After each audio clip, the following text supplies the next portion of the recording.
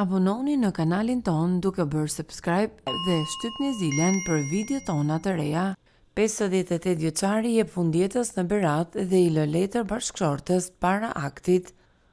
Një ngjarje e rëndë ka ndodhur mbrëmjen e djeshme në qytetin e Beratit, ku një 58 vjeçar në gjendje të rënduar psikologjike ka ndërmarrë aktin tragjik duke i dhënë fund jetës.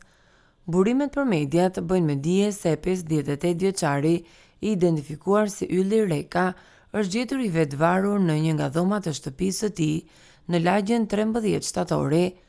Ka qenë bashkëshortja ajo e cila e ka gjetur Rekën të vetvarur, ndërkohë që e tmerruar më pas ka telefonuar policinë.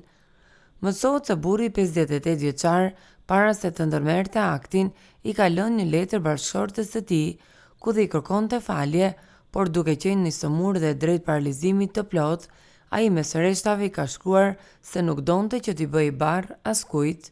Policia po punon për zbardhjen e plotë të kësaj ngjarje, ndërkohë që vlen të theksohet se nga kqyrja e paraprake në trupin e viktimës nuk janë konstatuar shenja dhune.